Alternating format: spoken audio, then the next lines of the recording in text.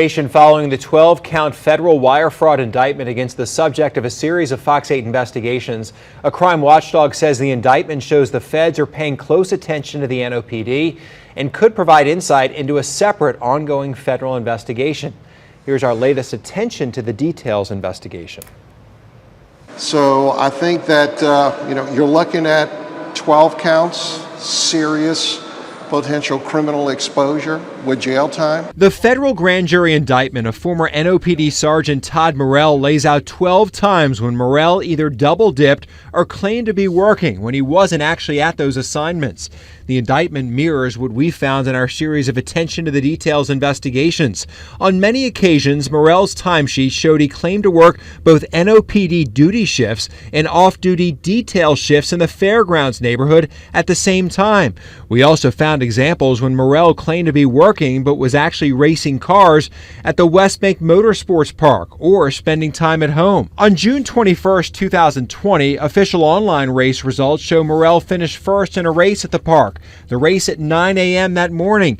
But look at Morrell's NOPD timesheets. That same day, he had a shift that started at 5 a.m. and lasted most of the day. The indictment says between January 2017 and November 2021, Morrell knowingly devised a scheme to defraud the NOPD by submitting false timesheets and time cards. The indictment lays out 12 different dates when the feds say Morrell either double-dipped or was paid for work but didn't show up, sometimes because he was racing cars on the West Bank. All of these findings detailed in our investigation that also relied on the research of NOPD watchdog Skip Gallagher. What I would like to see is that police are in charge of enforcing the law. We shouldn't be comfortable with them breaking the law. We shouldn't be comfortable with them being creative with their timesheets. I can't do that at work. I think most people can't do that at work. Yet this problem has gone on for years. On November 17, 2021, the day after our first investigation aired, Morrell submitted payroll adjustment forms to correct what he called clerical errors dating as far back as 2017. Head of the Metropolitan Crime Commission, Rafael Goyeneche, says investigators may use that as part of the case. It's an acknowledgement of that he's been caught. I'm sure the government is going to use that as an admission to facilitate their charges that they brought against him.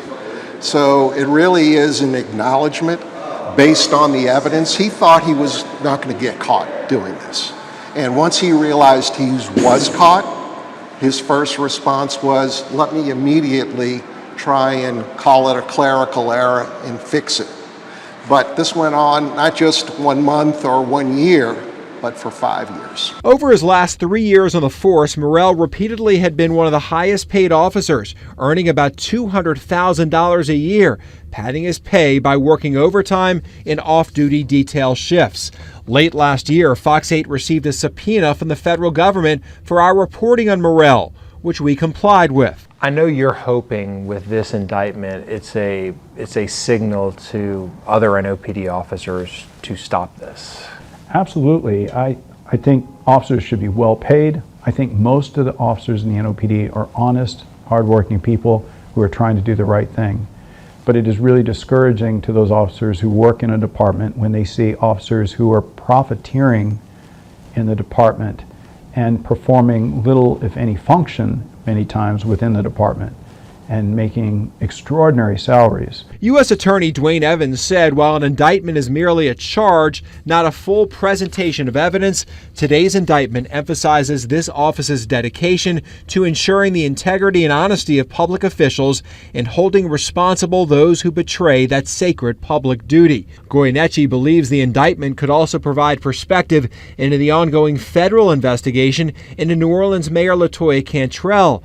Assistant United States Attorney Jordan Ginsburg is the lead attorney in the Morrell case and is also leading the investigation into Cantrell.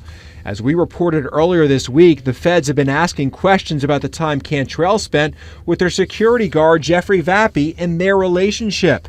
We found Vappy and Cantrell often spent hours inside the city-owned Upper Pentaba apartment while Vappy was on the clock, and sometimes clocking overtime hours. The fact that the same prosecutor that is assigned this particular case and reviewed these facts is also handling the investigation and potential prosecution involving the mayor and Officer Vappy is, an indication that this might be a common thread that is going to be pursued by the government with respect to officers billing the city of New Orleans for work that they didn't perform. They weren't performing their duties while they were on the clock for the city and being paid. We see it with Sergeant Morrell being indicted on 12 counts of wire fraud, and that is probably one of the issues that's being scrutinized by the government to determine if there's wire fraud or payroll fraud with respect to Officer Vappy performing his duties as a member of the mayor's executive protection team. Morrell retired from the NOPD in December of 2021, shortly after our reports began to air. We reached out to his attorney, Billy Gibbons, but haven't received a comment on the indictment.